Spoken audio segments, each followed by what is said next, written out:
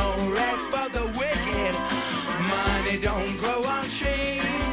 I got bills to pay, I got mouths to feed. There ain't nothing in this world for free.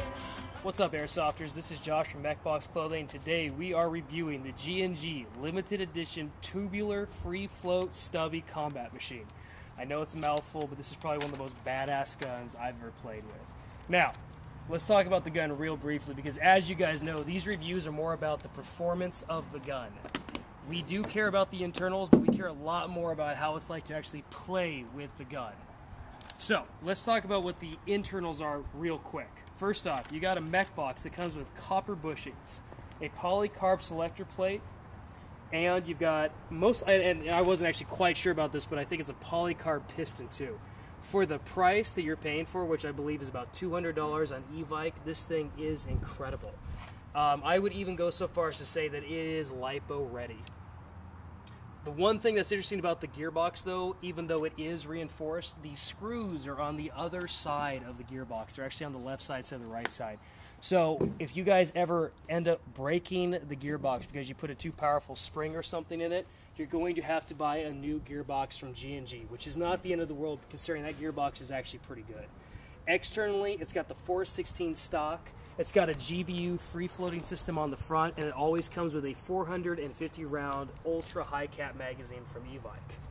Now, let's get into the meat and potatoes of this gun, because I am beyond impressed with this thing. For $200, you get a hell of a lot of gun here. First off, starting at the front of the gun, you got this really cool meat tenderizer flash hider.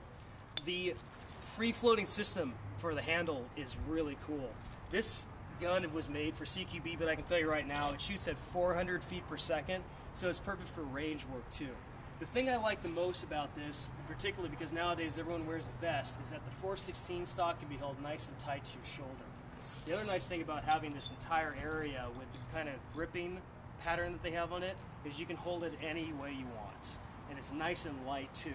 A lot of days guns with this much metal on it, they feel really heavy and bulky. This has a really nice balance to it. Everything is balanced right there in the middle of the gun, which actually comes in handy when you're playing for like 5-6 hours at a time. It's got a rail system on the upper receiver, as usual M4s, M16s do, which means you can put any kind of accessory. This comes with a little flip-up sight on the back, which is more than enough for me. In it right now, I've got a LiPo battery, so I'm going to shoot it for you guys in a second. Going around the gun too, you've got the laser engraving on the lower receiver. The way that G&G was able to make this gun so incredibly affordable is that they made the body plastic. Now this is made of a really nice reinforced ABS plastic. I have been beating the crap out of this gun for about, a month now of consistent play, and I have not damaged it in the least. Now if you guys are really rough with your guns though, replacement parts for the upper or lower receiver, you can buy a metal one, you can buy another plastic one from G&G. It takes all body types. It's your standard M4 system. Another little cool thing too, when your spring is locked back after playing with it, push the little button right here, the forward assist, and that spring is let go, and then your gearbox is decompressed, which is a pretty badass little thing they added on top of it. Alright, now let's shoot this thing.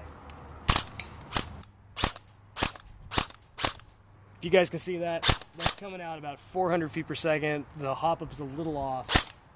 I don't know if you guys can see how that's firing, but let me put this on full auto so you get an idea.